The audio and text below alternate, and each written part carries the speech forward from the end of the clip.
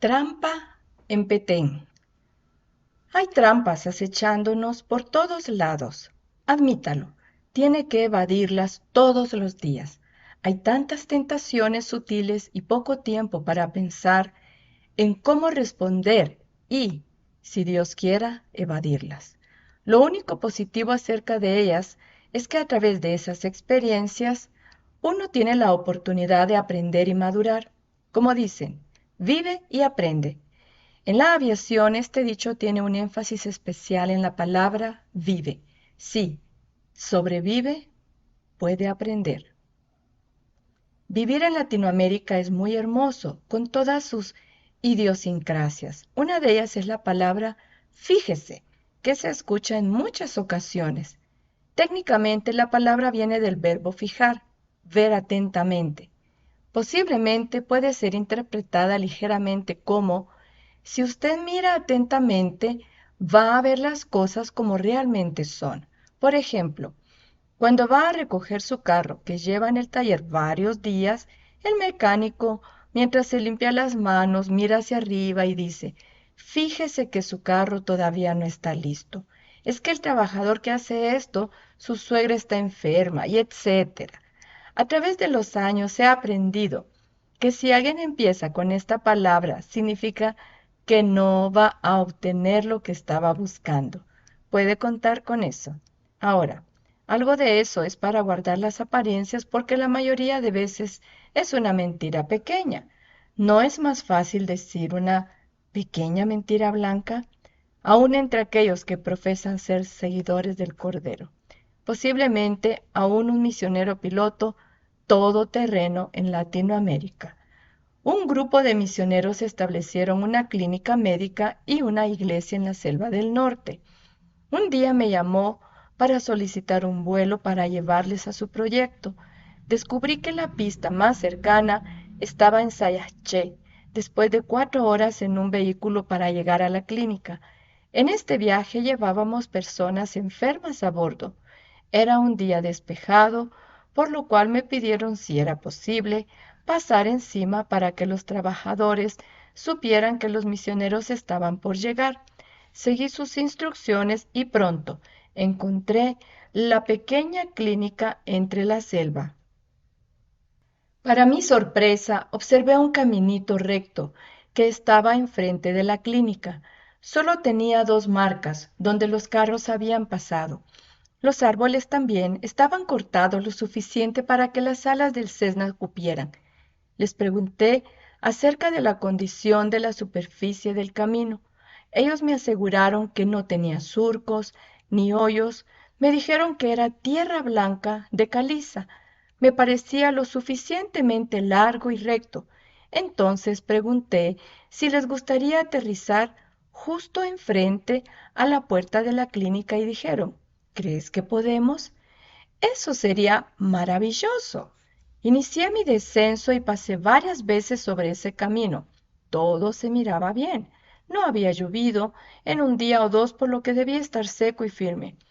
Alineando con el caminito, anuncié, vamos a hacerlo, vamos a aterrizar. Puse los flaps completos para reducir la velocidad. La aproximación fue buena. Realmente estaba mejor que otras pistas. Ya estaba alineado y listo para aterrizar. Las llantas principales tocaron la superficie suave y firme. Llegamos muy bien y agradable justo enfrente a la clínica. No había ni 50 pies a la puerta. ¿Qué le parece este servicio? Directo a su puerta. Ellos estaban sobregozosos. Qué conveniente no tener que manejar en una carretera de tierra, lodosa y con hoyos por 4 horas después de haber estado en un vuelo de 1 hora. Ya que estaba preparado junto a mi avión, me pidieron el favor de llevar su planta eléctrica de regreso a la capital para su reparación. Con mucho gusto, dije, no hay problema. Como no tenía pasajeros para el regreso, no habría ningún problema por el peso. Aseguré la planta detrás de mi asiento y ya estaba listo para despegar. Encendí el motor, chequeé mi lista y todos los sistemas estaban preparados para el despegue.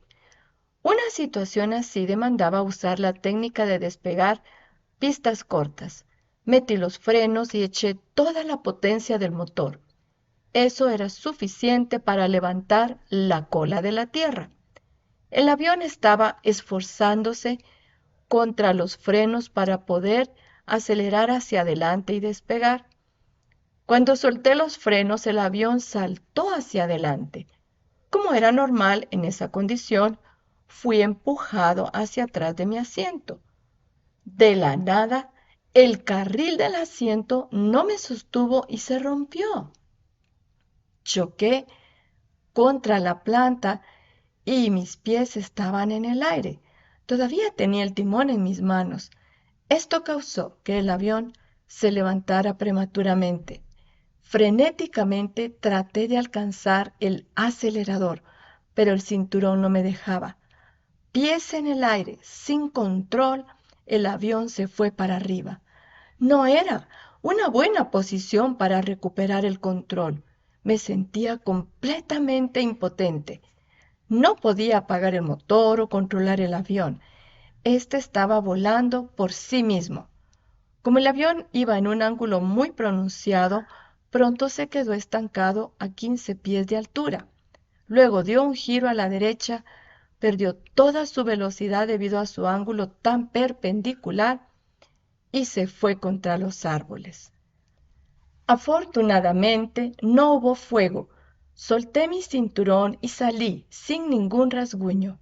Inspeccioné el avión, que solo tenía algunos rasguños en ambas alas y también daños en la nariz y fuselaje superior. Ahora, ¿qué hacer? No tenía radio en el avión. La clínica no tenía electricidad. Recuerda que el generador estaba en el avión.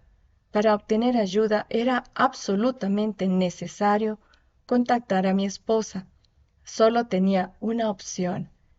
Me dirigí hacia el final del caminito. Encontré una carretera de tierra como a 1 kilómetro. Pronto pasó un camión pequeño y me dio jalón hasta la carretera principal.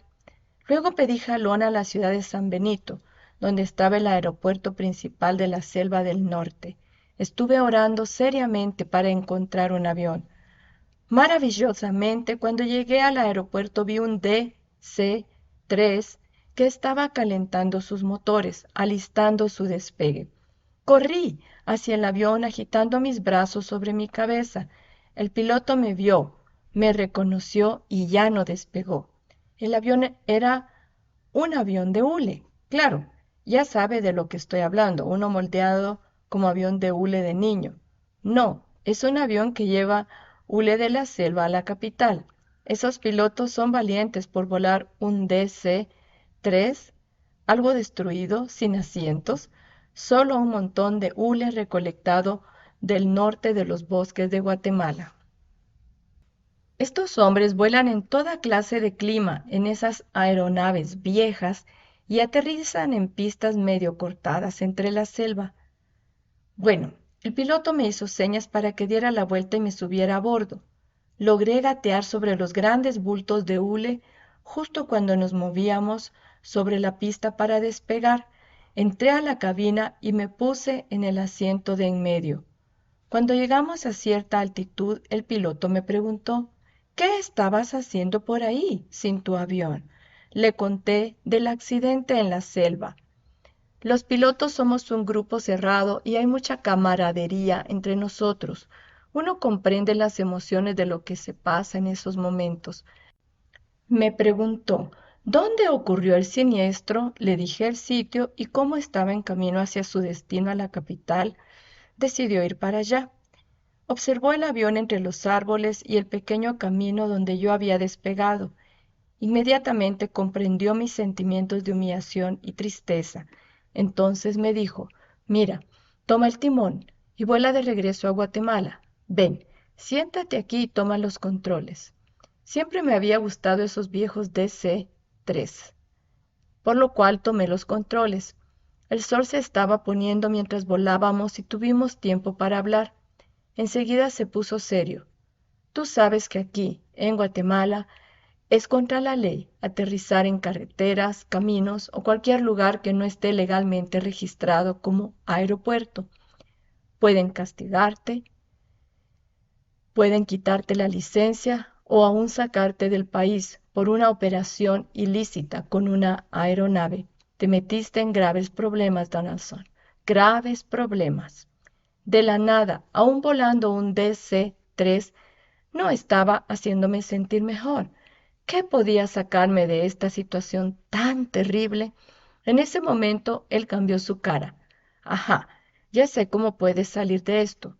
Todo lo que debes hacer es decirle a las autoridades que estabas volando en la selva y tuviste problemas con el motor y trataste de hacer un aterrizaje forzoso en un camino estrecho y luego chocaste. Serás un héroe. Todos los demás pilotos te tendrán envidia por haber sobrevivido a un choque en la selva y quedarás bien con las autoridades. Nadie nunca va a saber. Saldrás de esto oliendo como una rosa. Ahora, pónganse en mi lugar, honestamente. ¿Qué habrías hecho tú? Todo lo que tenía en mi vida estaba en la balanza. ¿Cómo podía hacer para que todo saliera bien para mi familia, mi ministerio, mi servicio en las iglesias, mi servicio al Señor? ¿Debía decir una pequeña mentira y salvar mi cuello? ¿O decir la verdad y sufrir las consecuencias devastadoras? Había mucho sobre la balanza. ¿Qué hacer? Llegué a la ciudad de Guatemala, justo a tiempo para encontrar al inspector de Aeronáutica Civil cerrando su oficina. Tenía que hacer una declaración del accidente a este oficial.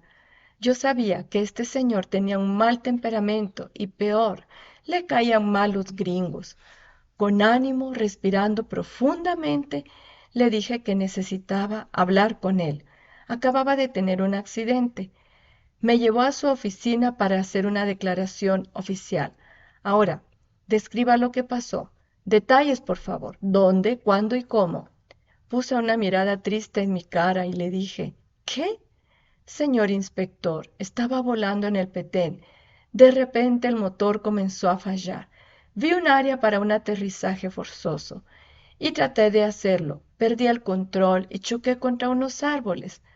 Nadie salió herido, por lo que estamos agradecidos. Eso es todo, señor. Sí, mentí. Fue rápido y fácil. Yo, un misionero, siervo del Señor Jesucristo.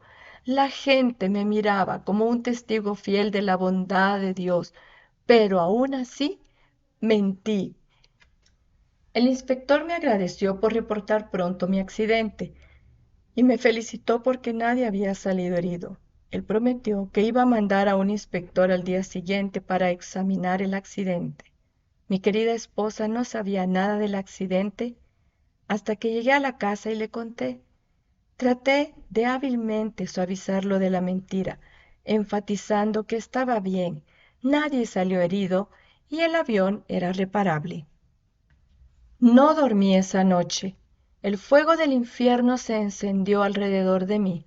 Me movía, me volteaba de un lado para otro. Mi dulce Chiqui pensó que estaba sufriendo por el accidente terrible. Yo estaba sufriendo, sí, pero no por el accidente. Tú mentiste, Donaldson, tú mentiste. Esas palabras pasaron por mi cabeza toda la noche. Oh, yo me sentía tan miserable. La convicción en mi alma era terrible. Yo estaba sufriendo por mi pecado. Me levanté temprano, me vestí y llamé al inspector a su casa como a las 6 menos cuarto. ¿Qué está haciendo usted llamándome a esta hora? ¿No puede esperar hasta las 9 en mi oficina? Casi grité. No, lo debo ver inmediatamente. Cuando llegamos a las oficinas no había nadie todavía. Me llevó a su oficina. Dígame, ¿qué es tan importante que me tuvo que sacar de la cama y hacerme venir aquí a esta hora? ¿Qué es lo que le pasa, Donaldson? Mi boca estaba seca, mi corazón palpitaba a 1000 por hora. Había mentido y no podía vivir con mi conciencia o con mi Señor. Pasara lo que pasara, debía decir la verdad y lo hice allí. Esta es la verdadera historia, Señor. Él solo se quedó sentado con su cabeza hacia abajo, asombrado de lo que había oído de mis labios. Estaba preparándome para que me gritara. A él no le gustaban los norteamericanos. Esta era su oportunidad para realmente soltarlo todo y sacar todo su odio. Él me iba a dar una gran gritada con un gran recital vergonzoso de cómo había violado sus leyes, etcétera. Finalmente, después de un largo silencio, él habló muy calladamente y me dijo: Nunca he oído a alguien decirme la verdad como usted lo acaba de hacer. No lo entiendo. Usted ha hecho algo a lo que no sé cómo reaccionar. Él tomó el reporte del accidente y lo comenzó a romper en pequeños pedazos y me dijo gentilmente: Caso cerrado. Adiós. Sí, logré salvar el avión. Era reparable y regresó al servicio por muchos años más, y yo podía vivir con mi conciencia y en paz delante de mi Señor.